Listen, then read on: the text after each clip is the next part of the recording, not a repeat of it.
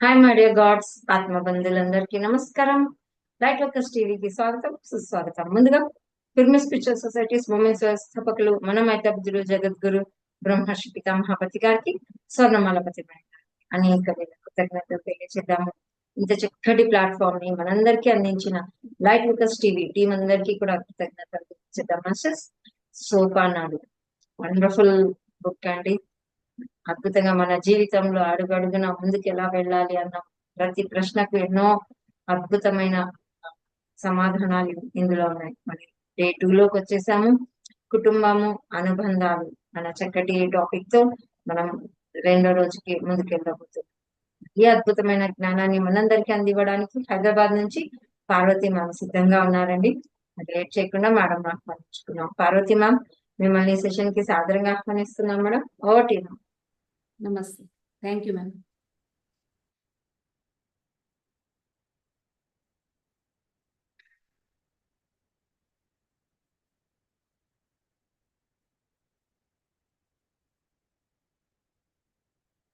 విశ్వగురు బ్రహ్మర్షి పితామహ పత్రిజీకి, అలాగే light workers టీవీకి, ఈ క్లాస్కి విచ్చేసినటువంటి మాస్టర్స్ అందరికీ నా హృదయపూర్వక ఆత్మ ప్రణామాలు తెలియజేసుకుంటున్నాను. మాస్టర్స్,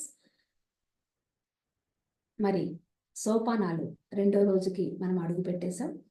మరి ఈరోజు టాపిక్ తెలుసుకునే ముందు మనము ఆత్మబోధ చేసుకుందాం. మాస్టర్స్, మనం అందరం కూడా కళ్ళు రెండు మూసుకుందాము, వేళ్ళల్లో వేళ్ళు పెట్టుకుందాము, కాళ్ళు రెండు క్రాస్ చేసుకుందాం, ఆత్మబోధ చేసుకుందాం. నేను సర్వశక్తివంతమైన సర్వజ్ఞత్వం గల ఆత్మస్వరూపమును. నేను ఒక విశిష్ట కార్యానికై ఈ జన్మను పొంది పృథ్వీపై జన్మించాను. నా మనోవాక్కాయ కర్మలన్నీ ఆ విశిష్ట కార్యాన్ని నెరవేర్చడానికి అనుగుణ్యంగా ఉన్నాయి.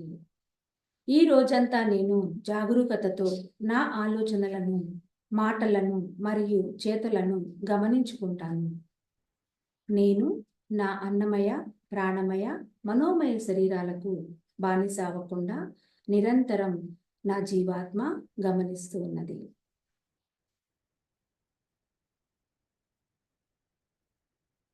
ఓకే అండి, 2 నిమిషాలు మనము కళ్ళు మూసుకున్నాము.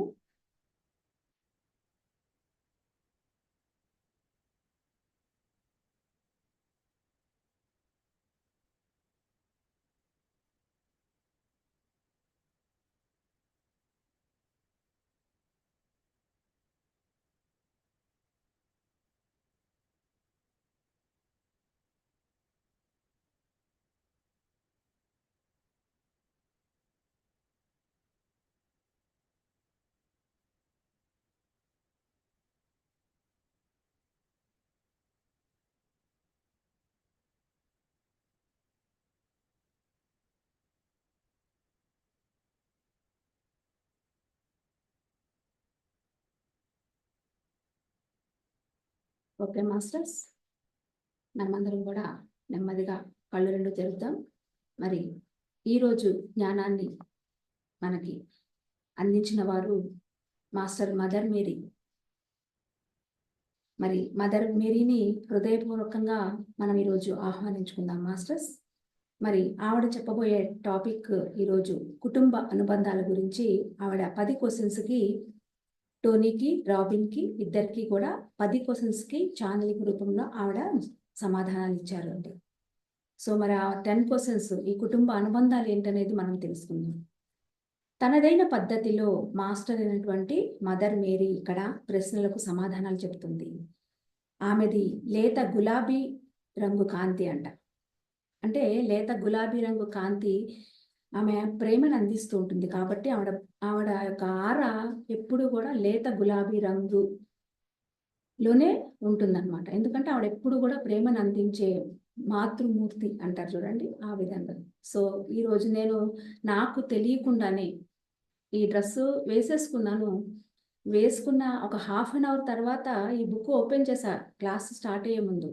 స్టార్ట్ చేసేటప్పుడు నేను ఫస్ట్ పేజీలో నేను ఫస్ట్ లైన్ చూసినప్పుడు గులాబీ రంగు కాంతి అన్నప్పుడు, చూడండి మాస్టర్స్ మనం ఎప్పుడైతే సిద్ధంగా ఉంటామో వాళ్ళు ఆ రకంగా ఒక మిరాకిల్, అంటే ఓహో నేను ఆల్రెడీ ఈరోజు లేత గులాబీ రంగు నాకు తెలియకుండానే నేను వేసేసుకున్నాను.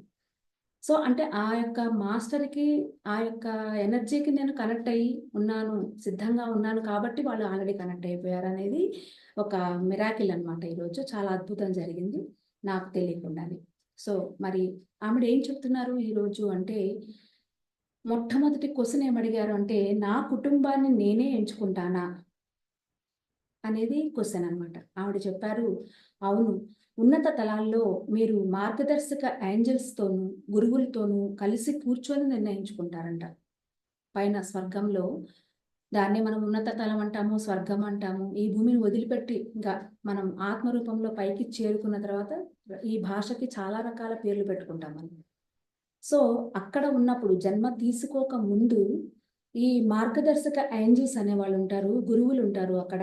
వాళ్ళందరితో కలిసి కూర్చొని మన కుటుంబాన్ని మనము ఎంచుకుంటాము అని చెప్తుందనమాట.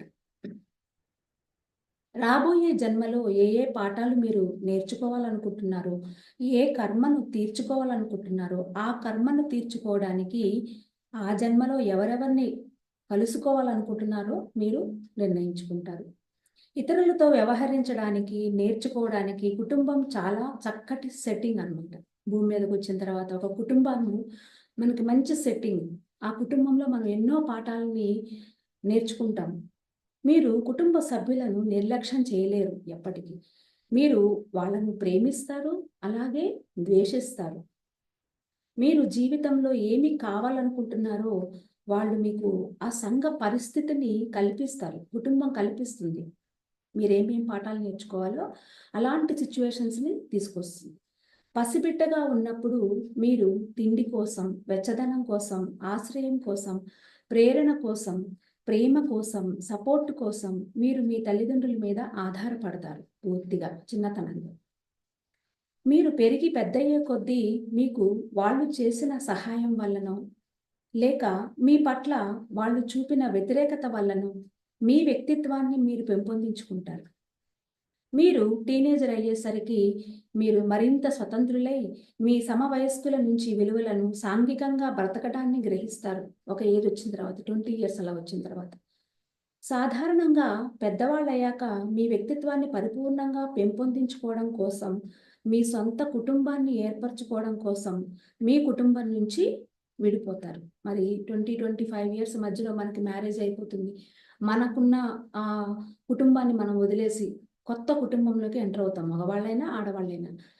మగవాళ్ళేంటంటే ఇంట్లోనే ఉంటారు. మళ్ళా వాళ్ళకి పెళ్లయిన తర్వాత ఒక కొత్త కుటుంబంతో పరిచయం జరుగుతుంది. అట్లాగే ఆడవాళ్ళకి కూడా. సేమ్ కొత్త కుటుంబంతో పరిచయాలు పడతాయి. అప్పటి వరకు 20 ఏళ్ల వరకు ఒక దాంట్లో మీరు నేర్చుకోవడం జరిగింది. అక్కడి నుంచి 80 వరకు మీరు జీవితంలో ఎలాంటి పాఠాలు నేర్చుకోవాలి అనేది 20 ఏళ్ల తర్వాత నుంచి స్టార్ట్ అయింది. కనుక మీకు పాఠాలు నేర్పే పాత్రలలోనికి సరిగ్గా సరిపోయే వాళ్ళను మీరు ఎంచుకోవడం ముఖ్యం. ఇది చాలా టిపికల్‌గా ఉండే వ్యవహారం ఇది. ఉదాహరణకు ఉన్నత తలాల్లో ఉన్న ఆత్మ ప్రధానంగా తను ఏం డిసైడ్ చేసుకుంటుంది అంటే, సహనము, ఆశ, ప్రేమ, సానుభూతి అనే వాటిని పెంపొందించుకోవడం కోసం ఈ జన్మని ఎంచుకుంటుందన్నమాట. మరిక్కడ ఒక ఎగ్జాంపుల్ కోసం ఒక కుటుంబాన్ని ఎలా సేకరిస్తారు అనేది ఒక అమ్మాయి పేరు చెప్పి ఆ ఎగ్జాంపుల్ చెప్తున్నారు. ఆ అమ్మాయి ఎలా సెలెక్ట్ చేసుకుంది ఈ భూమి మీదకి రాకముందు అనేది చెప్తున్నారు. తన పేరు కరేన్ అనే పేరన్నమాట తనది. ఈ కరేన్ అనే అమ్మాయి ముగ్గురి పట్ల ఆమెకు గత జన్మల అనుభవాల తాలూకు కర్మ బకాయి ఉన్నదంట. కనుక తను రాబోయే జన్మలో వాళ్ళలో ఒకరిని ఆమె ఒక తల్లిగా, తల్లి రీటా, ఆమె పేరు తల్లి రీటా అన్నమాట. అలాగే మరొకరిని తండ్రిగా ఎంచుకుంది. తండ్రి పేరొచ్చేసి టెడ్. అలాగే మూడవ వారిని తన సోదరుడిగా ఎంచుకుంది జాక్. ఈ ముగ్గురిని రకరకాల జన్మల్లో వాళ్ళ యొక్క బాకీలున్నాయి, రుణాలున్నాయి తీర్చుకోవడం కోసం ఈ ముగ్గురిని తన ఒక కుటుంబంలో ఎంచుకోవడం జరిగింది. ఇండియాలో తాను గతంలో తీసుకున్న జన్మలో ఇప్పుడు తన తల్లిగా తను రావాలనుకుంటున్న వ్యక్తి యొక్క మరణానికి ఉద్దేశపూర్వకంగా కారకురాలైంది. ఎవరు? కరీం. ఈ కరీం అనే ఆవిడ ఇప్పుడు ఎవరైతే తల్లిగా ఎంచుకుందో ఆవిడ యొక్క మరణానికి ఆ జన్మలో కారణమైంది కాబట్టి ఈ జన్మలో ఆమెని తల్లిగా తెచ్చుకోవడం జరిగింది. ఈ రాబోయే జన్మలో తన తల్లితో మరింత ప్రేమగా ఉంటూ ఆమెకు సహాయంగా ఉంటూ ఆ పాపకర్మను ఇప్పుడు తీర్చుకోవాలని అనుకుంటోంది కరేన్. కోసాక్ యోధుడిగా రష్యాలో తీసుకున్న మరో గత జన్మలో, అంతకుముందు ఇంకో జన్మలో ఒకరి ప్రాణాన్ని కాపాడిందంట. ఆ వ్యక్తిని ఇప్పుడు తన తండ్రి టెడ్గా ఎంచుకుంది. సో కాపాడింది కాబట్టి ఇక్కడ ఈ జన్మలో అతను ఈమెకి సహాయం చేసేటట్టుగా ఈ తండ్రిని ఎంచుకోవడం జరిగింది. అతను ఆమె పట్ల మంచి చేయవలసి ఉన్నది. ఆశ, విశ్వాసం అనేది ఆమె తనలో పెంపొందించుకోవడానికి అతను ఇప్పుడు ఈ యొక్క కూతురికి సహాయపడతాడు తండ్రి. ఇక మూడవ వ్యక్తి ఆమె సోదరుడిగా రాబోయేటటువంటి జాక్.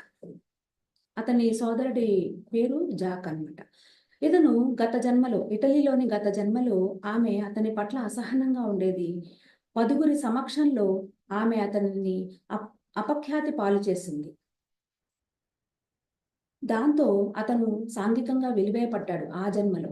సో కాబట్టి ఈ జన్మలో అతను తనకు సమస్యలు, కష్టాలు కలిగించే వ్యక్తిగా ఈ భూమి మీద నా తమ్ముడిగా రావాలని ఆవిడ ఆ జాక్ని ఎన్నుకున్నది. అయితే తను అతని పట్ల సహనంగా ఉండడం, సానుభూతితో ఉండడం నేర్చుకోవాలని ఆమె కోరుకుంటూ ఉన్నది ఈ జన్మలో. ఆమె గతంలో ఎన్నడూ ఇంగ్లాండ్లో పుట్టలేదు. కనుకనే ఆమె అక్కడ ఒక చిన్న గ్రామంలో ఒక మధ్యతరగతి కుటుంబంలో పుట్టాలని ఎంచుకుంది. ఇప్పటి వరకు ఇన్ని జన్మల్లో ఇంగ్లాండ్లో పుట్టలేదంట. సో కాబట్టి ఆ ప్రదేశాన్ని కూడా ఆవిడ మార్చుకుంది. ఇంగ్లాండ్లో ఒక చిన్న గ్రామంలో ఒక మధ్యతరగతి కుటుంబంలో ఈ ముగ్గురిని ఎంచుకొని పుట్టిందన్నమాట. ఆమె కుటుంబ సభ్యులు కాబోతున్న ఆత్మలకు తమ సొంత కర్మ వ్యవహారాలు ఉన్నాయి, తీర్చుకోవాల్సినవి. కనుక వాళ్ళు ఆమె కుటుంబ సభ్యుల పాత్రలు పోషించడానికి ఒప్పుకున్నారు. సో స్వర్గంలో మనం ఎప్పుడైతే ఎంచుకుంటూ ఉంటామో ఇలాంటి పాత్రలన్నీ, మనం తండ్రిగా, తల్లిగా, చెల్లిగా, తమ్ముడిగా కొన్ని పాత్రలని మనం ఎంచుకునేటప్పుడు స్వర్గంలో ద్వేషం కానీ, కోపం కానీ, నిరసన కానీ ఏమీ ఉండవు అక్కడ. కానీ వాటిని స్వచ్ఛందంగా తీర్చుకోవాల్సిన అవసరం ఉన్నది. ఇతరుల పట్ల మన వలన జరిగిన ఏ పాపమైనా సరే రుణంగా తీర్చుకోవాలని, వాళ్ళు మనకు చేసిన మంచికి రుణం తీర్చుకోవాలని మనం ఎప్పుడు అనుకుంటూ ఉంటాం కదా. మనం ఎవరైనా మంచి చేశారనుకోండి, ఈ జన్మలో మీ రుణం తీర్చుకోలేను అని అంటూ ఉంటాం. సో అట్లా మనము అలాంటి రుణాలను కూడా మనం తీర్చుకుంటూ ఉంటాం అన్నమాట. ఇలా ఆలోచించే మనం కర్మను ఎప్పుడు కూడా ఏర్పరచుకుంటూ ఉంటాం. ఆ ప్రేమకు కానీ, ఆ ద్వేషానికి కానీ బదులు తీర్చుకుంటే తప్ప మనము విముక్తులం కాలేము. పాపం చేసినా, అలాగే మంచి చేసినా, ఏది చేసినా మనము ఈ దాంట్లో నుంచి మనం బయటపడాలి. ఇవన్నీ తీర్చుకుంటూనే మనము విముక్తులం అవుతాము. అలా కర్మరుణం ఏర్పడుతూ ఉంటుంది. సో కాబట్టి ఏ విత్తనం నాటితే అదే మొక్క బయటకు వస్తుంది. సో కనుక మీ కుటుంబ సభ్యులను వాళ్ళ ఇష్టపూర్తి అంగీకారంతోనే మీరే ఎంచుకుంటారు అని ఇక్కడ మదర్ మేరీ మొట్టమొదటి క్వశ్చన్లో చెప్తున్నారు. మరి రెండో క్వశ్చన్ ఏంటయ్యా అంటే, రాబోయే జన్మలో మన భౌతిక శరీరాలను మనమే ఎంచుకుంటామా? అవును. మీ భౌతిక శరీరం మీ తల్లిదండ్రుల జన్యువుల సంయోగం వలన ఏర్పడుతుంది. తల్లిదండ్రుల జన్యువులు ఏవైతే ఉంటాయో DNA అంటారు కదా, వాటి ద్వారా మీ తల్లిదండ్రుల యొక్క జన్యువుల ద్వారా మీ శరీరాన్ని దానికి అనుకూలంగా మీ జన్మను మీరు తీసుకుంటారు. కాబట్టి మీరు పాఠాలు నేర్చుకోవడానికి అనుగుణమైనటువంటి జన్యు సంయోగాన్ని కూడా ఎంచుకుంటారు. ప్రతిసారి ఆ శరీరం పూర్తి ఆరోగ్యవంతమైనదిగా ఉండి తీరాలని లేదు. కానీ మీ ఆధ్యాత్మిక వ్యక్తిత్వానికి కొత్త కోణాలను మీకు నేర్పేదిగా మాత్రం ఎప్పుడూ ఉంటుంది. సో ఉదాహరణకి ఇక్కడ కరేన్ గురించి మనం ఇందాక చెప్పుకున్నాం కదా, మళ్ళా ఇక్కడ అదే ఎగ్జాంపుల్ ఇక్కడ చెప్తున్నారు. కరేన్ విషయాన్ని కనుక వస్తే, తన తండ్రి టెడ్కి బలహీనమైనటువంటి ఛాతీ, తల్లి రీటాకు ఆస్తమా ఉన్నాయంట. సపోజ్ తండ్రికి వచ్చేసేసి బలహీనమైనటువంటి ఛాతీ, అలాగే తల్లికి ఆస్తమా, ఈ రెండు ఉన్నాయనుకోండి. ఆ లక్షణాలు ఆమెకు వారసత్వంగా వచ్చే అవకాశం ఉంది కరీంకి, కూతురికి. తేలిగ్గా రొంప పట్టి చిన్నతనంలో చలికాలంలో చాలా సార్లు అనారోగ్యం పాలై మంచం మీద ఉండవలసి వచ్చింది. ఎవరు? ఈ కరేన్. ఎందుకంటే తల్లిదండ్రుల యొక్క జన్యువులు డిఎన్ఏలో ఏవైతే కొన్ని ఈ బీపీలు కానివ్వండి, షుగర్ కానివ్వండి, ఇలాంటివిగా తల్లిదండ్రులు వారసత్వంగా తాత ముత్తాతల నుంచి వస్తూ ఉంటాయి అన్నమాట ఆ డిఎన్ఏలో. సో పిల్లలకి కూడా అది వచ్చే అవకాశం ఉంటుంది. అలా పెట్టుకుంటారు నేర్చుకోవడం కోసం, పాఠాలు నేర్చుకోవడం కోసం. సో అలా జరిగిన ఆ సమయంలో అక్కడ అనారోగ్యం పాలైంది. ఎవరు? కరేన్ అనే ఆమె. ఎందుకు? తండ్రికేమో బలహీనమైనటువంటి ఛాతీ నొప్పి ఉంటూ ఉండేది. అలాగే తల్లికి ఆస్తమా ఉండేది. ఈ రెండిటి కారణాల మూలంగా ఆమె కూడా అలాగే పుట్టింది. సో కాబట్టి చిన్నతనంలో ఆమెకి ఎప్పుడు కూడా అనారోగ్యంతోనే ఉండేదన్నమాట కరేన్. సో ఎప్పుడు మంచం మీదే ఉండవలసి వచ్చేది. అప్పుడు అలా జరిగిన ఆ సమయంలో ఆమె చాలా పుస్తకాలు చదువుతూ, తన కంప్యూటర్‌తో ఆడుకుంటూ, తన కాలాన్ని గడిపేస్తూ ఉండేది. అలా బలవంతపు విశ్రాంతి వలన కరేన్‌లో చాలా గొప్ప జ్ఞానం అబ్బుతుంది. అలా టైం వేస్ట్ చేసుకోకుండా కరేన్ ఏం చేసింది, మంచం మీద ఉన్నా కానీ ఎన్నో పుస్తకాలు చదివింది. కంప్యూటర్‌లో ఎన్నో నేర్చుకుంది. అలాంటి అవకాశం తనకి ఆ విధంగా అనారోగ్యం ఉండేది కాబట్టే ఇలాంటి అవకాశం తనకొచ్చింది.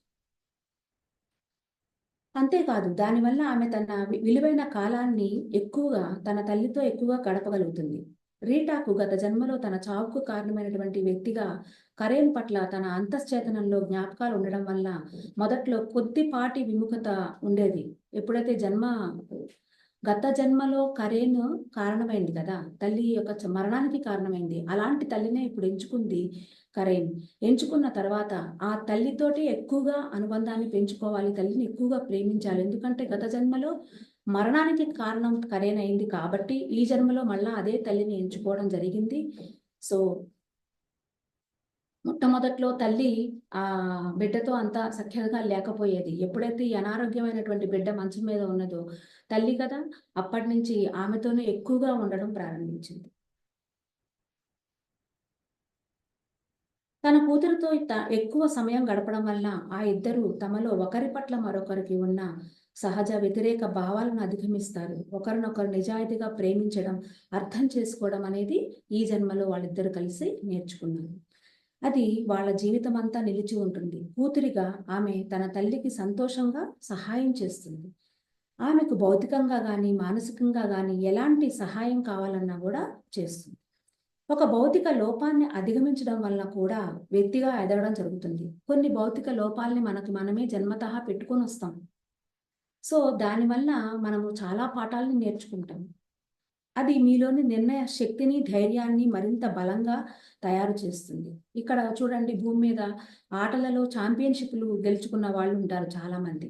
వాళ్ళ యొక్క జీవితాలు, వాళ్ళ యొక్క భౌతిక బలహీనలతోనే వాళ్ళు ఇంకా గట్టి ప్రయత్నం చేస్తారు. ధైర్యంతో ఇంకా ఎదుర్కొంటారు. అట్లా వాళ్ళు ఛాంపియన్‌షిప్‌లు గెలుచుకోవడం జరిగింది. సో, ఆ బలహీనతను వాళ్ళు అధిగమించి దానినే ఒక విలువైన లక్షణంగా వాళ్ళు మలుచుకోవడం జరిగింది. సో, కాబట్టి ఈ భూమి మీద మనం జన్మ తీసుకునే ముందే ఇలాంటివన్నీ కూడా మనము ఎంచుకొనే మనం భూమి మీదకొస్తాం. సో, మూడవ ప్రశ్న. మన తల్లిదండ్రులు మనకు ఇంకెలాంటి ఇతర పాఠాలను నేర్పగలుగుతారు అని అడుగుతున్నారు. మనం ఇక్కడ ఊహించుకున్న కుటుంబాన్ని ఉదాహరణగా గనక తీసుకున్నాం అనుకోండి. ఎవరిని ఊహించుకున్నాం? ఇప్పుడు కరేన్ అనే కుటుంబాన్ని ఎగ్జాంపుల్‌గా కనుక తీసుకుంటే, ఆ కుటుంబంలో పెద్ద ఎవరు? తండ్రి టెడ్. ఈ టెడ్ రోగంతో ఉన్న తన కూతురిని కరేన్‌ను ఎప్పుడు కూడా ఆశ పట్ల, విశ్వాసం పట్ల నమ్మకాన్ని కలిగి ఉండమని ఎప్పుడు ప్రోత్సహిస్తూ ఉంటాడంట. ఎందుకంటే ఈ యొక్క తండ్రిని గత జన్మలో సహాయం చేసింది కదా! సో, ఆ సహాయాన్ని ఇప్పుడు తండ్రిగా ఎంచుకుంది ఆమె. ఆ యొక్క ప్రేమని అందిస్తాడనమాట టెడ్. సో, ఆయనెప్పుడు కూడా అనారోగ్యంతో ఉన్న కూతురికి ఏం చెప్తూ ఉంటాడు? విశ్వాసం ఉండాలి, ఆశ ఉండాలి అని తన నమ్మకాన్ని కలిగిస్తూ ప్రోత్సహిస్తూ ఉంటాడు. క్రమేణా ఈ కరేన్ ఆరోగ్యము కొంచెం కుదుట పడుతుంది. ఏజ్ పెరిగే కొద్దీ ఆరోగ్యం మంచిగా అవుతుంది. వ్యాయామంతో ఆమె ఛాతీ బలంగా తయారవుతుంది.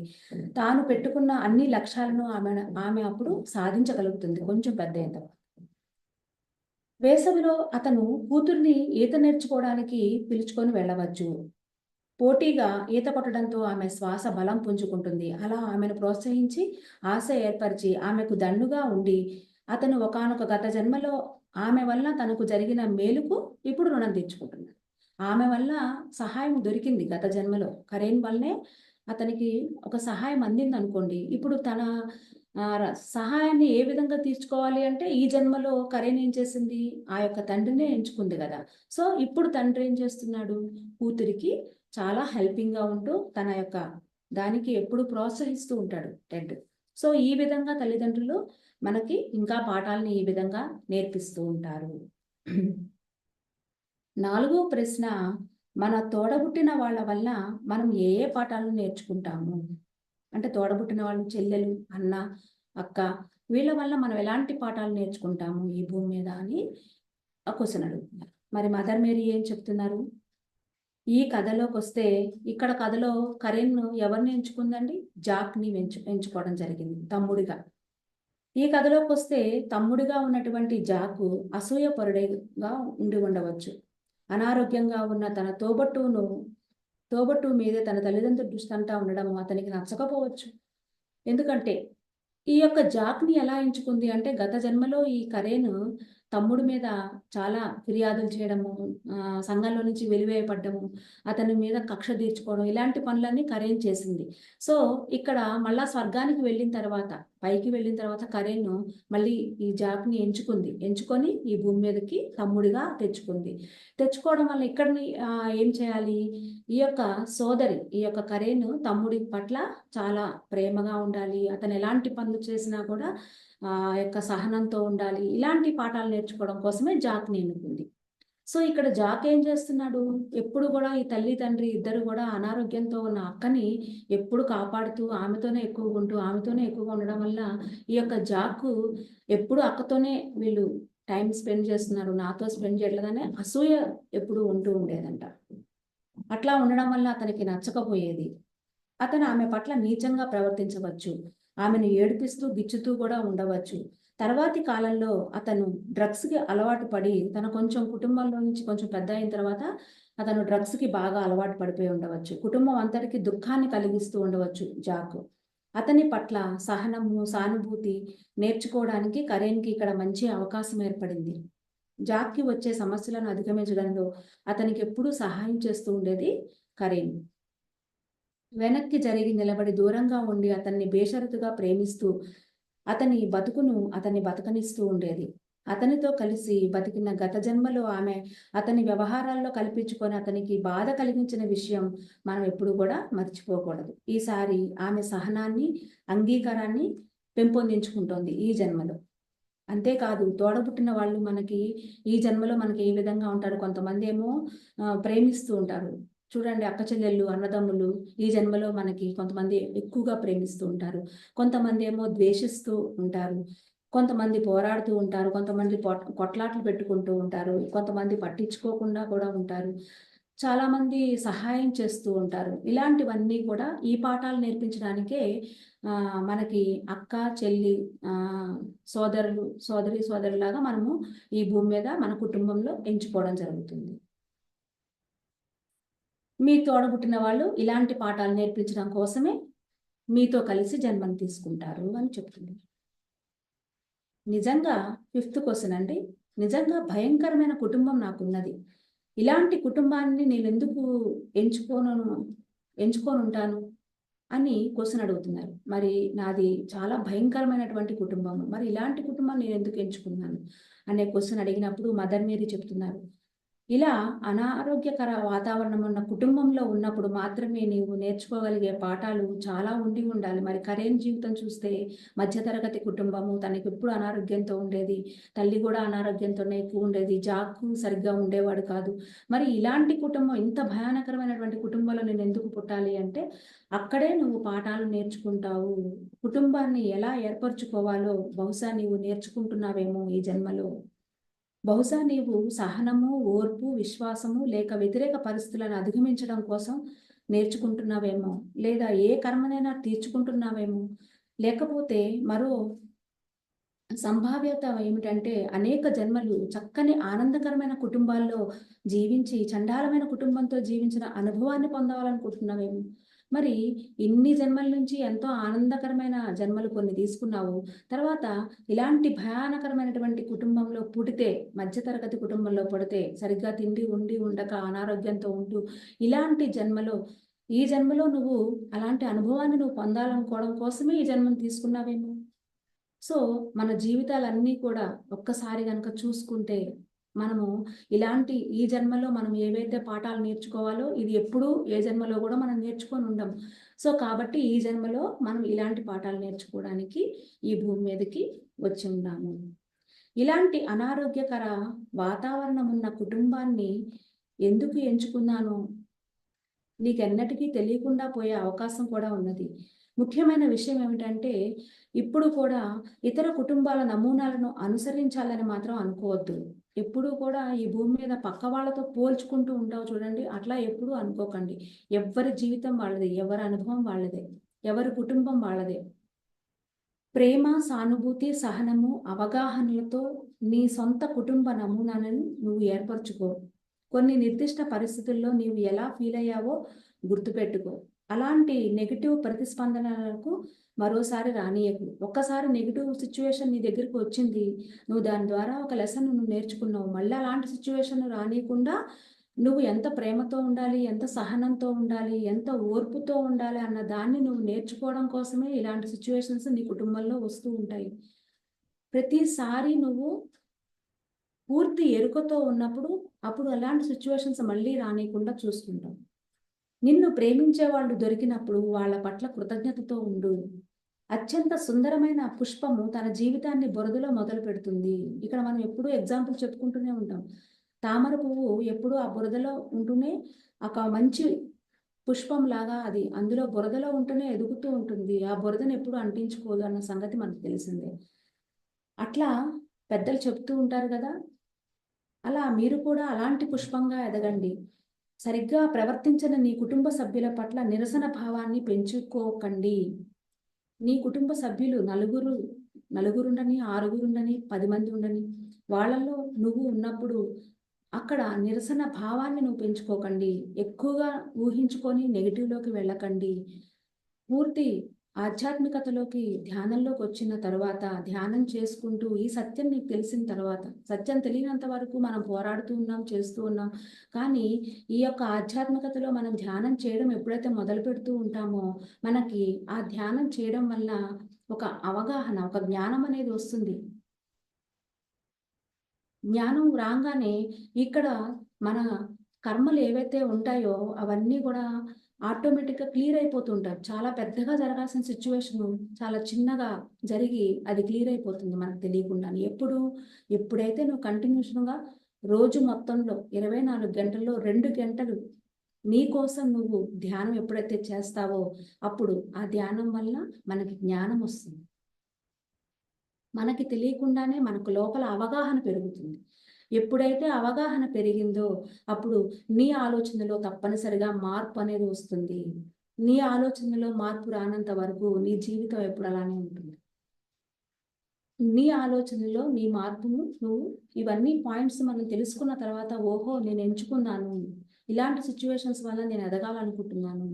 సో కాబట్టి అక్కడే ఉండి నీ ఆలోచన విధానాన్ని నువ్వు ఎప్పుడైతే మార్చుకుంటావు, ఎప్పుడు మార్చుకుంటావు అంటే 2 గంటలు సాధన చేసినప్పుడు మాత్రమే నువ్వు ఆలోచన విధానాన్ని మార్చుకోగలుగుతావు. ఎందుకంటే ఆ జ్ఞానం ఉండాలి, ఒక అవగాహన ఉండాలి. ఈ యొక్క సబ్జెక్ట్ మన దగ్గరికి వచ్చింది, ఈ రోజు మనం అందరం కూర్చొని ఈ సబ్జెక్ట్ని మనం వింటున్నాము అంటే నీకు అర్హత వచ్చింది. సో అర్హత వచ్చింది, నీ దగ్గరికి సబ్జెక్ట్ వచ్చింది. అందరి దగ్గరికి వెళ్ళదు కదా ఈ సబ్జెక్ట్. అంటే అర్హత ఉన్న వాళ్ళ దగ్గరికి మాత్రమే ఈ సబ్జెక్ట్ అనేది చేరుకుంది. ఇక్కడ నుంచి మన జీవితంలో మన ఆలోచన విధానాన్ని ఏ విధంగా మార్చుకోవాలి, ఏ విధంగా మనం ఆచరించాలో తెలిస్తే కనుక మనము చాలా జాగ్రత్తగా అడుగు వేస్తాము. సో నీవు కొన్ని నిర్దిష్టమైన పాఠాలు నేర్చుకోవడం కోసం నీవే వాళ్ళను నీ కుటుంబ సభ్యులుగా ఎంచుకున్నావు. నీవే ఆ పని చేశావు. మానసికంగా వాళ్లకు ప్రేమను అందించు, వాళ్ళను క్షమించు. ద్వేషం నీలో కేవలం బాధను కలిగిస్తుంది. ఆ బాధను వదిలేసేయి. ఇది చెప్పడం చాలా ఈజీగా ఉంది, మాట్లాడుకోవడానికి చాలా ఈజీగా ఉంటుంది. సిచ్యువేషన్ వచ్చినప్పుడు ఆ సిచ్యువేషన్లో ఉంటూ ఎలా నేను క్షమించాలి, ఎలా నాకు క్షమాపణ ఏ విధంగా చెప్పాలి, ఒక వ్యక్తి పట్ల, ఒక పరిస్థితి పట్ల ఎప్పుడూ నేను ద్వేషభావంతో ఉంటూ ఉండడం వల్ల నా ఆరోగ్యానికే హాని కలుగుతుంది. మరి ఇది చెప్పడానికి ఈజీగానే ఉంటుంది, కానీ చేసేది ఎట్లా? అంటే అది ఎట్లా ఎప్పుడు చేస్తావు అంటే, నువ్వు ధ్యానంలోకి వచ్చినప్పుడు మాత్రమే, ధ్యాన సాధన చేస్తూ ఉన్నప్పుడు మాత్రమే, అప్పుడు మాత్రమే నీ లోపల ఆ యొక్క గుణాలు, స్త్రీతత్వ గుణాలు అంటారు, ఫిమేల్ ఎనర్జీస్ అంటారు, నీ లోపలే ఉంటాయి, ఇన్బిల్ట్ అయి ఉంటాయి. ఆ ఇన్బిల్ట్ అయినటువంటి ఆ యొక్క ఫిమేల్ ఎనర్జీస్, క్షమాగుణం కావచ్చు, ద్వేషించేది ఏదైతే ఉంటుందో అక్కడ క్షమించే గుణం, సానుభూతి, ఇలాంటివన్నీ కూడా మనకి ఎలా అలవడతాయి అంటే, ఎలా వస్తాయి మన లోపల ఉన్నవన్నీ బయటికి అంటే ధ్యానం ద్వారా మాత్రమే వస్తాయి. సో ఇది చెప్పడానికి చాలా ఈజీగానే ఉంటుంది, ఆచరణలోకి వచ్చేసరికి చాలా కష్టంగా ఉంటుంది. సో మరి ఇంకొక క్వశ్చన్ ఇక్కడ ఏం అడుగుతున్నారు, 6th క్వశ్చన్ వచ్చేసరికి, డబ్బు, అధికారము, ఆరోగ్యము అన్నీ ఉన్న కుటుంబంలో పుట్టాలని నేను ఎందుకు అనుకోలేదు అసలు. మనం ఎప్పుడు అనుకుంటాం కదా, మనకి మంచిగా డబ్బు ఉంటే నేను ఎప్పుడో ధ్యాన ప్రచారం చేసేస్తాను, అన్నీ చేసేస్తాను నా దగ్గర. అలాగే ఆరోగ్యం ఉందనుకోండి, నేను అన్నీ చేసేస్తాను, అన్నీ చేసేస్తాం, అన్నీ ఉంటే అన్నీ చేస్తాం. కానీ ఎందుకు నేను అసలు అలా పెట్టుకొని రాలేదు ఈ భూమి మీద కానీ క్వశ్చన్ అడిగితే, మదర్ మేరీ ఏం చెప్తున్నారు, అక్కడ నేర్చుకునే పాఠాలు మీకు అవసరం లేదేమో, లేకపోతే అలాంటి వాతావరణంలో మీరు చాలాసార్లు పుట్టి ఉంటారేమో. డబ్బు, ఆరోగ్యము, అలాగే అధికారము ఉన్న కుటుంబంలో ఎన్నోసార్లు ఎన్నో జన్మలు తీసుకుని ఉండొచ్చు కదా. ఇప్పుడు డబ్బు లేకుండా అనారోగ్యంతో ఉంటే కనుక ఆ అనుభవాన్ని తీసుకోవడానికే కదా ఈ భూమి మీదకి వచ్చావు నువ్వు అని చెప్తున్నారు. ఇక మార్పు కావలసిన సమయం వచ్చింది. ఎంతకాలం నువ్వు ఆరోగ్యము, డబ్బు అన్నీ మంచిగా ఉండాలి, నా ఫ్యామిలీ అంతా మంచిగా ఉండాలి, ఎప్పుడూ ఆనందంగానే ఉండాలి అని నువ్వు ఎప్పుడు కూడా అదే జన్మలు తీసుకుంటున్నావు అనుకో, సమయం వృధా అయిపోతుంది. కానీ ఇప్పుడు సమయం వచ్చింది. సో కాబట్టి నువ్వు అలాంటి కుటుంబంలో పుట్టావు కనుక మార్పు కోసం అన్నట్లు ఈ జన్మలో అలాంటి కుటుంబాన్ని నువ్వు ఎంచుకోలేదు. డబ్బు, ఆరోగ్యము ఉన్న కుటుంబాల్లో సైతము సమస్యలు ఉంటాయి. డబ్బు, ఆరోగ్యం ఉన్న కుటుంబాల్లో కూడా సమస్యలు ఉంటాయి అని చెప్తుంది. ఒకవేళ అనుకోకుండా మీరు ప్రశాంతంగా, ప్రేమగా, ఆదరణగా ఉండే కుటుంబాన్ని ఎంచుకున్నారనుకోండి సపోజ్, అక్కడ ఎలాంటి గొడవలు, సమస్యలు ఉండవు. మరి సవాళ్ళు ఎక్కడ ఉంటాయి? మీరు ఇక్కడికి సాహసం చేయాలని, సవాళ్ళు ఎదుర్కోవాలని, ఇక్కడ పని చేయాలని రాలేదా? అన్నీ పర్ఫెక్ట్గా ఉండాలి, ఎప్పుడూ ఆనందంగా ఉండాలి, ఎటువంటి కష్టము ఉండకూడదు, ఎప్పుడూ అలాగే ఉండాలి అంటే మనం అక్కడే ఉండాలి, పైననే ఉండాలి. ఇంకేం నేర్చుకోకల్లా. పైన స్వర్గం ఎలా ఉంటుందంటే అందరూ ప్రేమగా ఉంటారు, అందరూ ఆనందంగా ఉంటారు. కానీ మనం అక్కడ ఉన్నప్పుడు ఈ భూమి మీదకి వచ్చే ముందే మనం ఎంచుకొని వచ్చాం కదా, ఇలాంటి సవాళ్ళని నేను ఎదుర్కొంటానని ధైర్యం చేసి, సాహసం చేసి ఈ భూమి మీదకి వచ్చిన తర్వాత ఇలాంటి పాఠాలు మనం నేర్చుకోవాలనే మనమే ఎంచుకున్నాం. అందుకనే మనము ప్రతిసారి నీ వాస్తవానికి నీవే సృష్టికర్తవు అని చెప్తుంటారు. సాధారణంగా మీ కుటుంబం మీ జీవితంలోని తొలి 20 ఏళ్లను మాత్రమే పట్టించుకుంటుంది. ఒక కుటుంబము ఒక 20 ఏళ్ళు వచ్చేంత వరకు మాత్రమే ఒక బిడ్డ మీద ఫోకస్ అనేది పెడతారు, అమ్మాయి మీదైనా అబ్బాయి మీదైనా. ఆ తర్వాత మిగిలిన జీవితం అంతా మీదే. అక్కడి నుంచి మీ సొంత నిర్ణయాలు తీసుకోవడం, నీ స్వేచ్ఛకి నువ్వు వెళ్ళడం. తల్లిదండ్రులు కొన్ని కొన్ని చెప్తూ ఉంటారు, కానీ అక్కడి నుంచి నీ జీవితాన్ని నువ్వు ఏ విధంగా మలుచుకోవాలి అనేది 20 ఏళ్ళు దాటిన దగ్గర నుంచి నీకు జీవితం. కొత్తవి తెలుసుకుంటూ మీ ఇష్టం వచ్చినట్లు మీరు దాన్ని మలుచుకోవచ్చు. 50 ఏళ్ళు అంతకన్నా ఎక్కువ కాలం మీదే. 20 ఏళ్ల దగ్గర నుంచి 50 ఏళ్ళు అంటే 70 ఏళ్ళు, దగ్గర దగ్గర 60 ఏళ్ళు. 60 ఏళ్ళు వరకు నీ జీవితం నీదే, నీ ఇష్టం వచ్చినట్టుగా చేసుకోవచ్చు. మంచి కుటుంబంలో పుట్టి ఉంటే ఇలా జరిగి ఉండేది, ఇలా చేసి ఉంటే బాగుండేది అని బాధపడుతూ మీ సమయాన్ని ఎప్పుడూ వృధా చేసుకోకండి.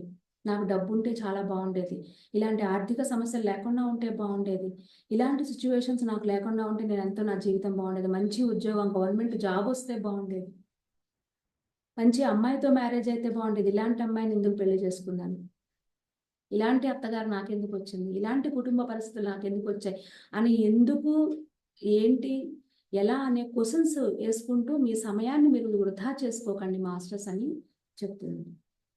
ఇవాళ మీరు మళ్ళీ పుట్టినట్లు ఊహించుకోండి. ఈ రోజే కొత్తగా, ఏ రోజుకి ఆ రోజు, ఈ రోజే నేను కొత్తగా పుట్టాను అని ఊహించుకోమంటుంది. మిమ్మల్ని మీరు కొత్త వ్యక్తిగా తయారు చేసుకోవడంలో మీ నైపుణ్యాన్ని, సామర్థ్యాన్ని ఉపయోగించండి. చక్కని సహ సహాయ సహకారాన్ని అందించే కుటుంబంలో పుట్టినట్లయితే మీరు అధ్యయనం చేయడము, పరీక్షించడము, నేర్చుకోవడము, మారటం లాంటి వాటితో పాటుగా మీరు ఏమి కావాలనుకుంటున్నారో అది కాగలుగుతారు. మీరు మీ కుటుంబం ఇప్పుడు మిమ్మల్ని మీరు ఉద్ధరించుకోండి. ఇప్పుడున్న కుటుంబంతో ఉంటూనే మిమ్మల్ని మీరు ఉద్ధరించుకుంటూ ఉండండి. మిమ్మల్ని మీరు ఎదుగుతూ ఉండండి. ఇప్పుడున్న కుటుంబంలో ఉంటూనే ఇప్పుడున్న కుటుంబం మీ కుటుంబం కాదు. భర్త, భార్య, తల్లి, తండ్రి ఈ జన్మకు మాత్రమే ఆ యొక్క వ్యక్తులు మీ దగ్గర ఉన్నారు. ఎందుకంటే వాళ్ళ ద్వారా నువ్వు పాఠాలు నేర్చుకోవాలి. వాళ్ళ యొక్క కర్మలు ఈ జన్మలో నువ్వు క్లియర్ చేసుకోవడం కోసమే వాళ్ళని ఎంచుకున్నావు. అది ఈ జన్మ వరకు మాత్రమే. మరి ఎన్ని జన్మలు నువ్వు ఎత్తావు? గత ఎన్నో జన్మలు ఉన్నాయి. ఎన్నో జన్మలు ఆడ జన్మలు ఎత్తావు. ఎన్నో జన్మలు మగ జన్మలు ఎత్తావు. ఎన్నో యుద్ధాలు చేసి ఉన్నావు. ఎన్నో రాణిలాగా ఉన్నావు. రాజులాగా ఉన్నావు. ఇన్ని జన్మలు నువ్వు ఎత్తావు. సో మరి అన్ని జన్మల పరిస్థితి ఏంటి? సో ఈ జన్మలో ఇక్కడ నువ్వు ఈ కుటుంబ సభ్యులతోటి నువ్వు ఉంటున్నావు అంటే వీళ్ళని నువ్వు ఎంచుకున్నావు. సో కాబట్టి ఇక్కడ నువ్వు నాటకం ఆడుతున్నావు. సో నువ్వు నాటకాన్ని పర్ఫెక్ట్‌గా ఆడుతూ వెళ్ళిపోతూ ఉండాలి. అంటే మన జీవితంలో తప్పనిసరిగా ధ్యానం అనేది ఉంటేనే ఇవన్నీ అర్థమవుతాయి. ధ్యానం చేస్తున్న వాళ్ళకి మాత్రమే ఈ జ్ఞానం అనేది వస్తుంది. ఈ జ్ఞానం వస్తేనే మనకి అవగాహన వస్తుంది. అవగాహన వచ్చినప్పుడు మన ఆలోచన విధానంలో మార్పు వస్తుంది. ఎవరి చేతిలో ఉంది? మారాలి అనేది ఎవరి చేతుల్లో ఉంటుంది? కుటుంబ సభ్యుల చేతుల్లో ఉండదు. ఏ దేవుడి చేతుల్లోనూ ఉండదు. మీరు రెడీగా, మీరు సిద్ధంగా ఉండి నేను మారాలి, ఇక్కడి నుంచి నేను మారాలి, నా ఆలోచన విధానంలో మార్పు రావాలి అని ఎప్పుడైతే మీరు గట్టి నిర్ణయం తీసుకుంటారో వెంటనే మీ జీవితంలో మీ సిచ్యువేషన్స్ అన్నీ మారిపోతాయి ఆటోమేటిక్‌గా. కానీ మనం సిద్ధంగా ఉండాలి. అయితే ఇక్కడ సెవెంత్ క్వెషన్ మళ్ళీ ఇంకోటి ఏమడుగుతున్నారు అంటే దీని అర్థము మా మేనత్తలు, మేనమామలు, పిన్నమ్మలు, పినతండ్రులు, కజిన్స్, తాతలు, అమ్మమ్మలు వీళ్ళంతా కూడా నాతో కర్మ సంబంధం ఉన్నవాళ్ళేనా అని అంటున్నారు. మరి కుటుంబంలో అన్న తర్వాత మన పేరెంట్స్, మన అక్క చెల్లెళ్ళే కాకుండా మేనత్తలు ఉంటారు, మేనమామలు ఉంటారు, బాబాయిలు, పిన్నులు, అమ్మమ్మలు, తాతయ్యలు ఇంతమంది ఉంటారు, కజిన్స్ ఉంటారు. వీళ్ళందరితో నాకు కర్మ సంబంధం ఉన్నట్లేనా అని అడుగుతున్నారు. సాధారణంగా అవును అనే చెప్పాలి. ఉంటేనే వాళ్ళందరూ నీకు అటాచ్ అయి ఉన్నారని చెప్పాలి. అప్పుడప్పుడు మీరు అంతకుముందు మీ బృందంలో మీకు తెలియని కొత్త ఆత్మలతో జన్మిస్తూ ఉంటారు. అంతకుముందు జన్మల్లో. కొన్ని జన్మల్లో మీరు వాళ్ళతో పనిచేసి ఉంటారు. కొన్ని కర్మలు ఉంటాయి చిన్న చిన్నవి. వాళ్ళే మనకి మేనత్తలుగా, మేనమామలుగా, బాబాయిలుగా, పిన్నులుగా ఉంటుంటారు. మీ బృందంలో మీకు తెలియని కొత్త ఆత్మలతో జన్మిస్తూ ఉంటారు. అయితే మీరు చాలా సార్లు మీ ఆత్మీయులుగా, మీ దగ్గర కుటుంబ సభ్యులుగా ఉండే వాళ్ళతో భూమికి ప్రయాణించి ఉన్నారనవచ్చు.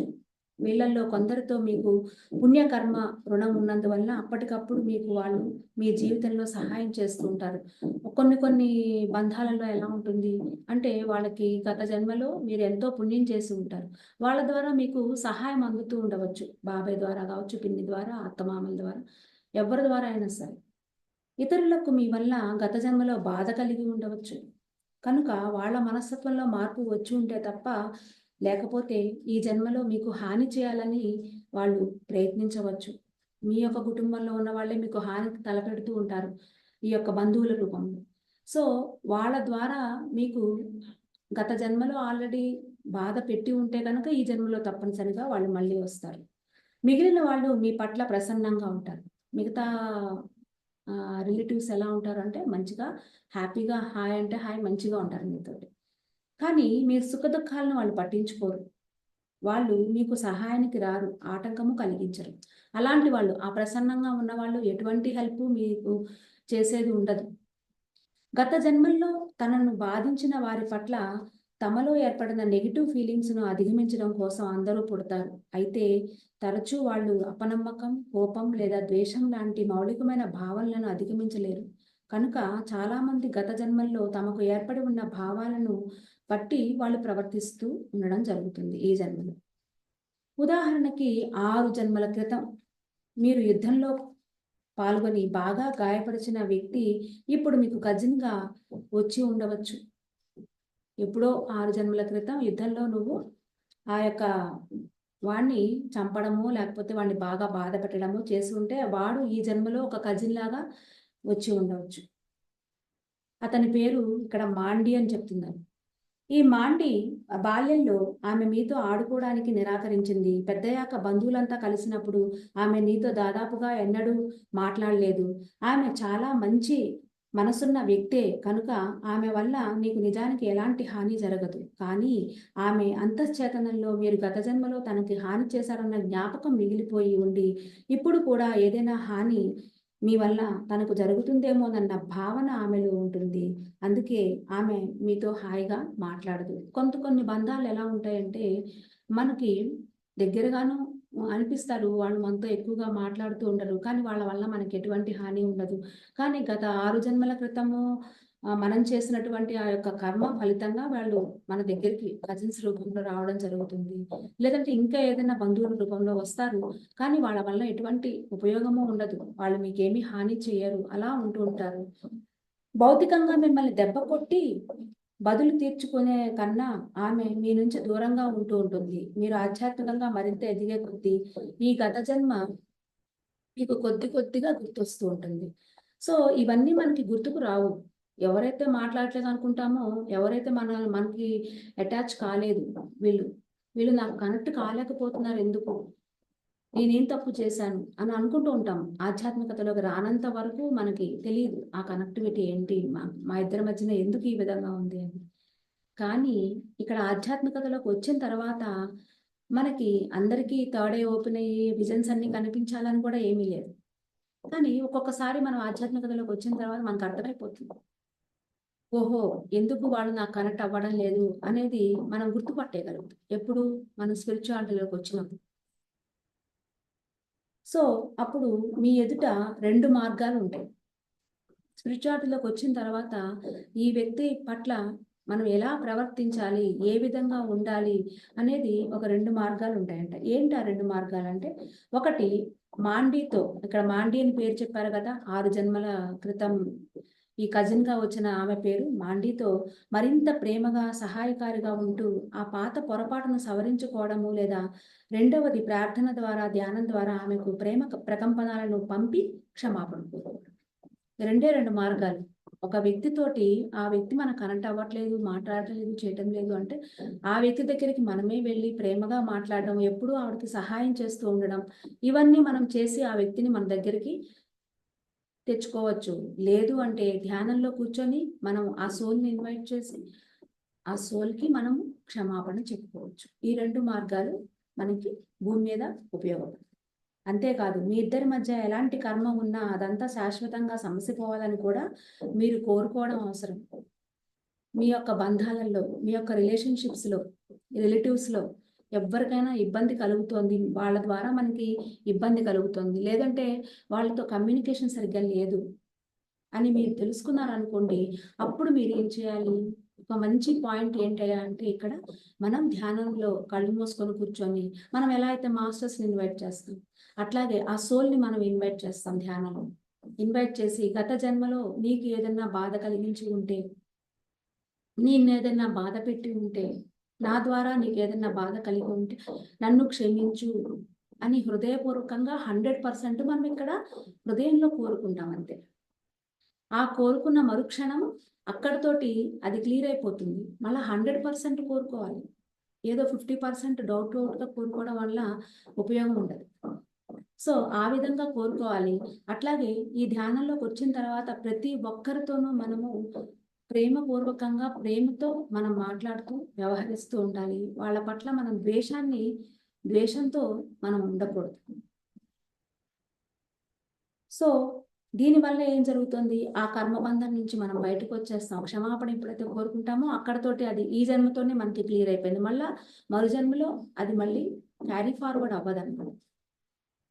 మాండి క్రమేణా మీతో అభిమానంగా, ఆప్యాయంగా మెలగడం మొదలుపెట్టడం మీరు గమనిస్తారు. ఎప్పుడైతే ఈ క్షమాపణ కోరుకుందో, ఈ కరేన్ అనే కుటుంబం గురించే కదా మాట్లాడుకుంటున్నాం. ఈ కరేన్ అనే కుటుంబంలోనే ఈ 6 జన్మల క్రితం ఉన్నటువంటి ఈ మాండి తనకి కజిన్ అన్నమాట.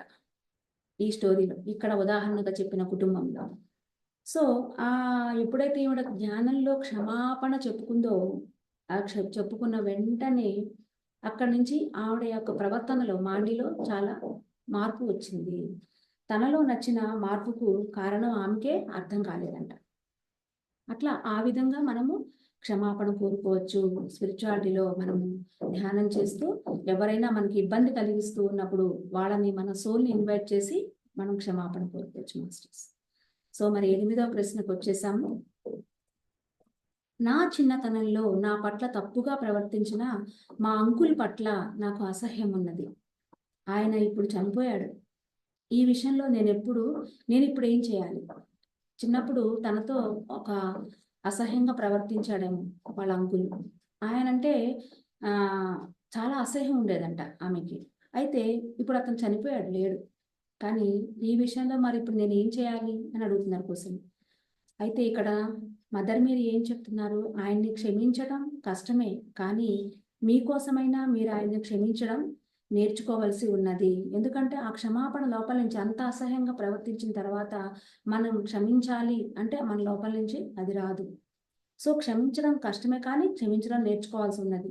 ఒక కారణం ఏమిటంటే మీరు ఆయన పట్ల ద్వేషాన్ని మోసుకొని తిరుగుతూ ఉన్నారు. ఎప్పుడైతే ఆయన మీతో అసహ్యంగా ప్రవర్తించడం మొదలుపెట్టాడో అప్పటి నుంచి ఆయన పట్ల మీరు ద్వేషాన్ని ఎక్కడ మోస్తున్నారు? మీ ఆలోచనలో ఇక్కడ మోస్తూనే ఈ జీవితం అంతా గడిపేస్తుంది.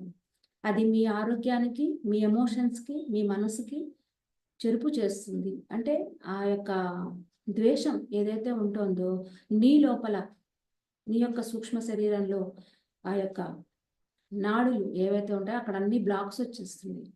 దానివల్ల మనకి అనారోగ్యాలు వస్తున్నాయి, ఆ ద్వేషాన్ని మోస్తూ ఉండడం వల్ల. సో రెండవ కారణం ఏమిటంటే ఆయన పట్ల ద్వేషాన్ని రిలీజ్ చేసేసి, అంటే వదిలేసి మీరు క్షమించకపోయినట్లయితే మీరు తప్పనిసరిగా ఆయనతో కర్మ రుణాన్ని ఏర్పరచుకున్నట్లు అవుతుంది. ఆ రుణాన్ని తీర్చుకోవడానికి ఇంకో జన్మ ఎత్తవలసి ఉంటుంది.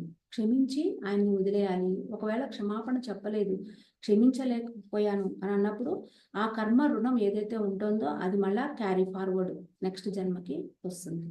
మనం ఆధ్యాత్మికంగా జాగృతం అయ్యి ఈ జన్మ దేనికి తీసుకున్నామో అర్థం చేసుకోవడం మొదలు పెట్టనంత వరకు ఆ పాత భావాలలోనే, ఆ విధానాలలోనే, మన కుటుంబ సభ్య బృందాలతోనే పుడుతూ ఉంటాము. ఎప్పుడూ కూడా ఆ ఒక లింక్ అనేది ఉంటుందంట. ఈ లింకులోనే మనం ప్రతిసారి పుడుతూ ఉంటాం. ఎందుకు? అక్కడ మళ్ళీ కర్మ క్లియర్ అవ్వలేదు కదా! ఆ క్లియర్ అవ్వకుండా ఉన్నంత వరకు ప్రతిసారి అదే కుటుంబంలో మళ్ళీ మళ్ళీ పుడుతూ ఉంటాం. ఎందుకు అంటే అక్కడలే ఆ లింకులోనే ఉన్నాయి మనకి ఎన్నో మనం క్షమించలేకుండా వదిలేసినవి, ద్వేషిస్తూ ఉన్నవి, ఇలాంటివన్నీ ఇంకా రుణాలు ఉండిపోయి ఉన్నాయి కాబట్టి మళ్ళీ అదే ఫ్యామిలీలో మళ్ళీ మళ్ళీ మనం పుడుతున్నాం. ఆ ఫ్యామిలీ కాకుండా మనం ఇంకో ఫ్యామిలీకి తీసుకోవాలి, కొత్త అది నేను నేర్చుకోవాలి అన్నప్పుడు ఇక్కడ అన్నీ క్లియర్ అయిపోవాలి. అదే ఇక్కడ క్లియర్ అవ్వలేదు అనుకోండి, మళ్ళీ అదే ఫ్యామిలీలో నువ్వు మళ్ళీ మళ్ళీ జన్మలు తీసుకుంటూ ఉంటావు. సో రాబోయే మరో జన్మలో ఆయన మళ్ళీ నీ పట్ల తప్పుగా ప్రవర్తించవచ్చు. నెక్స్ట్ జన్మ ఏదైతే ఈ జన్మలో ఆయన నిన్ను అసహించుకున్నాడో మళ్ళా నెక్స్ట్ జన్మలో మళ్ళా తప్పుగా ప్రవర్తించవచ్చు. లేదా తన సుసంస్కారం ద్వారా తనలోని ఆ విపరీత కోరికలను ఆయన జయించవచ్చు. బేషరతు ప్రేమ ప్రదర్శించి మరోసారి ఆయనను క్షమించే అవకాశం మీకు కలగవచ్చు. లేదా మళ్ళీ అదే విధంగా ఆయన మీద మీరు ప్రతీకారము తీర్చుకోవచ్చు. మళ్ళా జన్మ ఎత్తినప్పుడు మళ్ళా ఆయన ఆ విధంగా ప్రవర్తించాడు, మళ్ళా ఈ జన్మలో నువ్వు క్షమించలేదు, మళ్ళా ప్రతీకారం తీర్చుకోవడానికి సిద్ధంగా ఉన్నావు. సో మళ్ళీ మళ్ళీ జన్మలు ఇన్నిసార్లు ఎత్తాల్సి వస్తుంది. వాళ్ళిద్దరిలో ఒకరు ఆధ్యాత్మికంగా ఎదిగారు అనుకోండి. సపోజ్ వాళ్ళిద్దరిలో ఒకరు ఆధ్యాత్మికంగా మార్గంలోకి వచ్చి బాగా ధ్యానం చేస్తూ వాళ్ళు ఎదిగి ఉన్నారనుకోండి. ఆ క్రమాన్ని తుంచేసే వరకు అపరాధి బాధితుల పాత్రలను రకరకాలుగా మార్చుకుంటూ మనుషులు మళ్ళీ మళ్ళీ పుడుతూ ఉంటారు. ప్రతీకారం కన్నా క్షమాపణ చాలా ఉన్నతమైనటువంటి లక్షణము. ప్రతీకారం తీర్చుకోవాల్సిన అవసరం లేదు. ఎప్పుడైతే మనం ఆధ్యాత్మిక మార్గంలోకి వచ్చామో ఈ ప్రతీకారాలను తీర్చుకునే బదులుగా మనం క్షమించి వాళ్ళని వదిలేయాలి. సో ప్రతీకారం అనే దాంట్లో మనం పడిపోయామనుకోండి, అక్కడ ప్రతీకారం తీర్చుకునే క్రమంలో మనం బాడీని వెకేట్ చేసేసామనుకోండి, అది తీర్చుకోలేదు, అది అట్లానే ఉండిపోయింది. మళ్ళా నెక్స్ట్ జన్మలో మళ్ళీ జన్మ ఎత్తాల్సింది. సో మనం ఆధ్యాత్మిక మార్గంలో వచ్చి మనం ఏం నేర్చుకుంటున్నాము అంటే ఆ జ్ఞానాన్ని నేర్చుకుంటున్నాము. ఆ నేర్చుకున్నతో అవగాహన వచ్చిందా ఆ వెంటనే మనము క్షమించడాన్ని మనం ఎంచుకుంటాం ధ్యానంలోకి వచ్చాక. ద్వేషాన్ని శరీరంలో ఉంచుకుంటే అది శరీరంలో క్యాన్సర్గా మారవచ్చు. ద్వేషాన్ని మనసులో ఉంచుకుంటే అది డిప్రెషన్ లాగా మారి లేదా అసహజ ప్రవర్తనగా కానీ దారితీయవచ్చు. సో ద్వేషాన్ని ఆత్మలో నిలుపుకుంటే అది మీరు ఉన్నత తలాలకు దాటి వెళ్ళినప్పుడు మీలో విపరీతమైన బాధను, మనస్తాపాన్ని కలిగిస్తుంది. ఈ జన్మలో మీ ఆధ్యాత్మిక ఎదుగుదలను తగ్గించేస్తుంది. కాబట్టి ఈరోజు మీరందరూ చెక్ చేసుకోండి. నేను ఎవరి పట్ల ద్వేషంగా ఉన్నాను? ఎవరితో ద్వేషంగా ఉంటున్నాను? ఏ ద్వేషాన్ని నేను మోస్తూ తిరుగుతున్నాను? ఏ పరిస్థితి ద్వారా నాకు ఆ ద్వేషం కలిగింది ఆ వ్యక్తి మీద, ఆ పరిస్థితి మీద? అదొక్కసారి గుర్తు తెచ్చుకొని మనము ధ్యానంలో కూర్చొని ఆ సోల్స్‌ని ఇన్వైట్ చేసి హృదయపూర్వకంగా క్షమాపణ చెప్పుకుందాం. ఈరోజు మనం ఈ పాయింట్ మనం తెలుసుకున్నాం. సో, కాబట్టి ద్వేషాన్ని ఎప్పుడు మోయకండి. మోస్తే మన శరీరానికి చాలా ప్రమాదం జరిగేదుంది. దానివల్లనే క్యాన్సర్స్, కొత్త కొత్త రోగాలు ఈ భూమి మీద ఎందుకు ఇలా వస్తున్నాయి ఈ సమయంలో అంటే, మనం ఎన్నో ధ్యానం చేస్తూనే ఉంటున్నాము. కానీ మనం ప్రతీకారం తీర్చుకుంటూ ఉంటాము. ద్వేషాన్ని మోస్తూ ఉంటాము. సో, కాబట్టి ఇలాంటివన్నీ మనం దైవత్వ మార్గంలోకి వచ్చిన తర్వాత, మనకి జ్ఞానం తెలిసిన తర్వాత, మనము క్షమించడం నేర్చుకోవాలి. 9వ క్వెషను, ఆడజన్మ తీసుకున్న వాళ్ళు ఆడవాళ్ళు గాని, మగ జన్మ తీసుకున్న వాళ్ళు మగవాళ్ళు గాని వచ్చి పుడుతూ ఉంటారా ఎల్లకాలము అని అడుగుతున్నారు. లేదు. కొన్ని ఆడజన్మలు గాను, కొన్ని మగ జన్మలు గాను వస్తూ ఉంటారు. దానివల్ల ఆడమనిషిగా ఉండడం ఎలా ఉంటుంది, మగ మనిషిగా ఉండడం ఎలా ఉంటుందో అనుభూతి చెందే అవకాశం మీకు కలుగుతుంది. మనం ఎన్నో జన్మలు ఆడజన్మలు ఎత్తాము, ఎన్నో జన్మలు మగ జన్మలు ఎత్తాము. మగ జన్మలు ఎత్తినప్పుడు ఏ విధమైన పాఠాలు నేర్చుకున్నాం, ఆడజన్మ ఎత్తినప్పుడు ఏ విధమైన పాఠాలు నేర్చుకుంటున్నాం, అన్నీ కూడా అనుభవాలు ఇప్పటివరకు మనం తీసుకుంటూ వచ్చాము. ముఖ్యంగా గతంలో మీరు పూర్తిగా వేరే రకమైన జన్మలు తీసుకొని ఉండవచ్చు. మగవాడు ఆంగ్లేయ మత దండయాత్రికునిగా పవిత్ర దేశంలో యేసు తుదిసారిగా వాడిన కప్పును కనుక్కోవడం కోసం వెళ్ళిపోయాడంట ఇంట్లోంచి మగవాడు. సో, అందులో అక్కడ అతని భార్య ఇంటి దగ్గర ఉండి ఎంబ్రాయిడరీ చేసుకుంటూ, పిల్లల్ని పెంచుకుంటూ సహనంతో ఉండడం నేర్చుకుంది. ఆ ఇద్దరి అనుభవాల గురించి ఒక్కసారి మీరు ఆలోచించండి. మగవాడు ఆ విధంగా వెళ్ళిపోయాడు. ఆడది ఇంట్లో ఉండి పిల్లల్ని చూసుకుంటూ, ఎంబ్రాయిడరీ వర్క్ చేసుకుంటూ, తన సహనాన్ని ఇంకా పెంచుకుంటూ, ఆ పాఠాన్ని నేర్చుకోవడం కోసమే ఈ జన్మ ఎత్తారనుకో వాళ్ళిద్దరు. అదే విధంగా రకరకాల జాతులలో వీరు పుట్టిన వాళ్ళు అద్భుతమైన అనుభవాల కోసం, అవి ఇచ్చే ఆనందం కోసం ఉన్నాయి. ఎన్నో దశాబ్దాల నుంచి. ఎన్నో శతాబ్దాలు. అంటే ఇక్కడ మీరు ఆ యొక్క శతాబ్దాలలో గత జన్మల్లో మీరు ఏ విధంగా ఉన్నారో, ఒక రాణిగా ఉండొచ్చు, రాజుగా ఉండొచ్చు, సైనికుడిగా ఉండొచ్చు, ఒక యువరాణిగా ఉండొచ్చు. ఇక్కడ ఏం చెప్తున్నారు అంటే, యోధుడిగానో, చైనా సామ్రాజ్ఞిగానో, లేక 8, 10 శతాబ్దాల మధ్యకాలంలో గ్రీన్‌లాండ్‌పై దండయాత్ర చేసిన స్కాండినేవియా దేశీయ దండయాత్రికుడు వైకాంగిగానో మిమ్మల్ని మీరు ఊహించుకోండి. ఈ అనుభవ వైవిధ్యం కోసమే మనిషిగా పరిపూర్ణ అనుభవజ్ఞుడిగా ఉండాలన్న కోరికతోనే మీరు దేశ కాలాలను మారుస్తూ ఉంటారు. భూమి మీదున్న వైవిధ్యం నిజంగా ఎంత ఆశ్చర్యకరంగా ఉందో కదా! ఎట్లాంటి కాలాల్లో ఎక్కడ మనం జన్మలు తీసుకున్నాం. ఎన్నో జన్మలు మనకి. చాలా జన్మలు తీసుకొని ఉన్నాం. కానీ ఇప్పుడు అవేమీ తెలియదు మనకి. అవన్నీ మనకి ఈ భూమి మీద ఎన్ని జన్మలు ఎంత ఆశ్చర్యకరంగా ఉందో కదా! ఈ శరీరంతో మనం ఉండి ఎన్ని కోట్లు మార్చాం మనం. ఓవర్ కోట్ అంటున్నాం కదా! ఈ శరీరాన్ని ఒక ఎగ్జాంపుల్‌గా నిన్న ఏం చెప్పుకున్నాం? ఓవర్ కోటు లేదంటే ఒక తొడుగులాగా.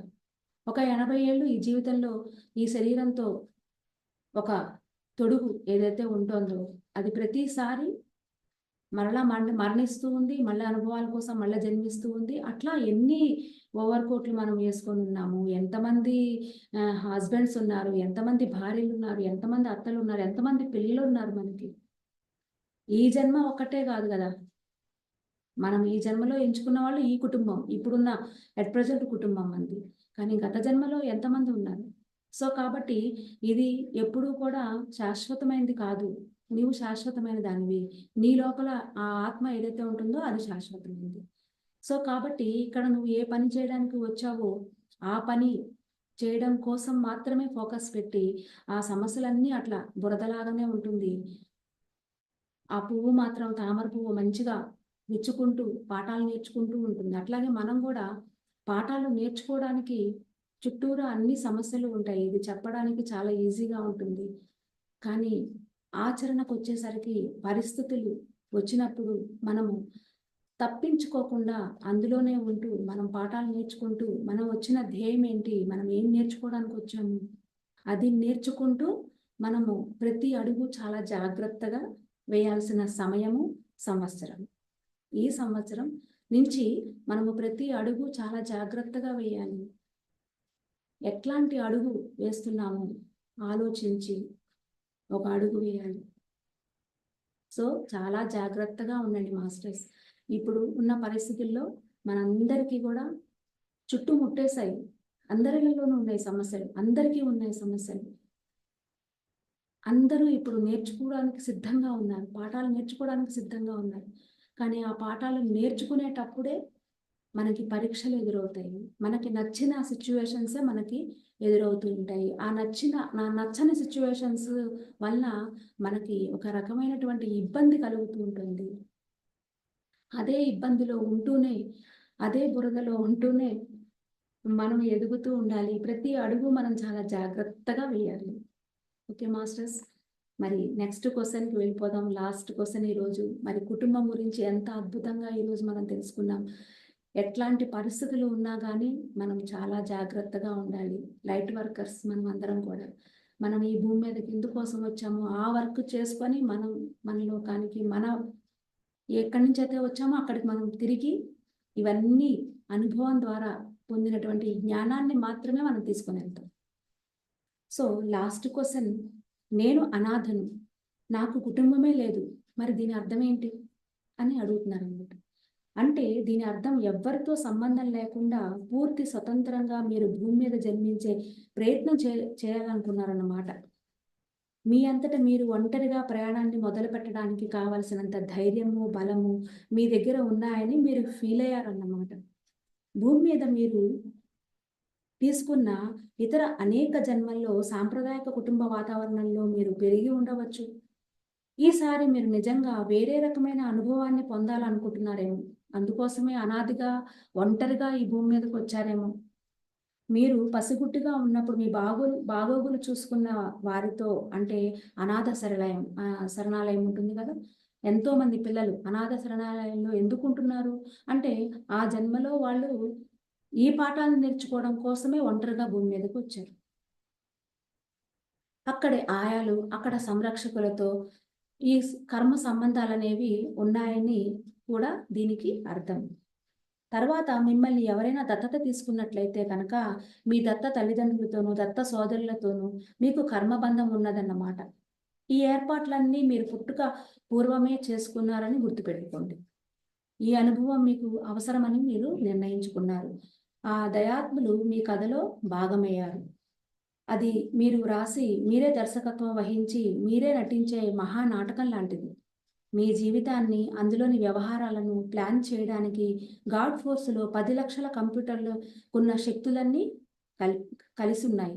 కనుక మీ జీవితంలో ప్రవేశించే ఏ అనుభవం కానీ, వ్యక్తి కానీ అనుకోకుండా వచ్చేవి కాదంట. కనుక అనుభవాన్ని మీ లాభానికి ఉపయోగించుకోండి. అది మీరు మాత్రమే చేయగలిగినటువంటి అద్వితీయమైనటువంటి ప్రయాణం.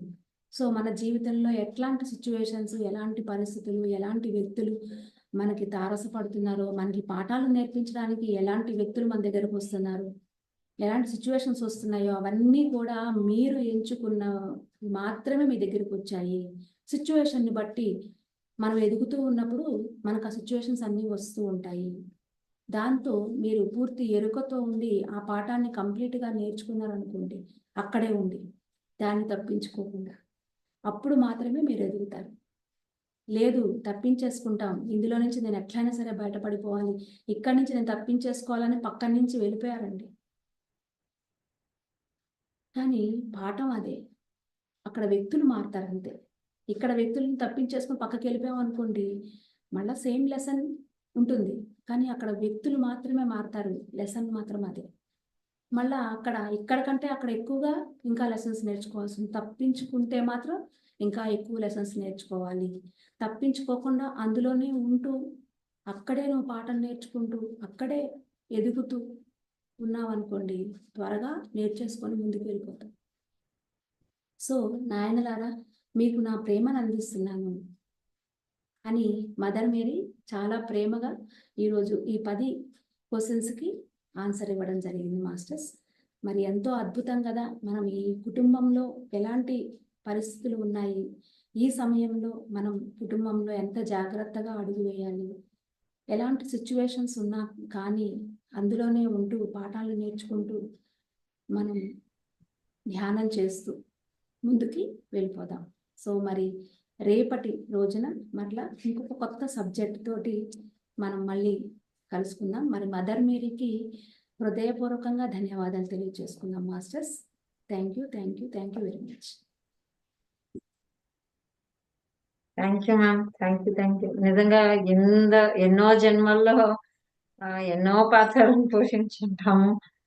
ఈ జన్మలో ఇది పట్టేసుకొని నా భర్త, నా భార్య, నా పిల్లలు, నా కుటుంబము, నా కులము, ఇలా అన్నిట్లో ఉండిపోయి ఉంటాము. సో దాని నుంచి డిటాచ్ అవ్వడం నేర్చుకోవాలి first. Thank you ma'am. Thank you. So friends, మరి చూశారు కదా, ఈ అద్భుతమైన విజ్ఞానాన్ని అందరికీ పంచుదామండి. లైక్ చేద్దాము. అలాగే మీకు అనిపించిన విషయాలు కూడా దాంట్లో కామెంట్ రూపంలో తెలియజేద్దాం. అదేవిధంగా light workers YouTube TV channel ని సబ్స్క్రైబ్ చేద్దాం. నోటిఫికేషన్ కోసం బెల్ ఐకాన్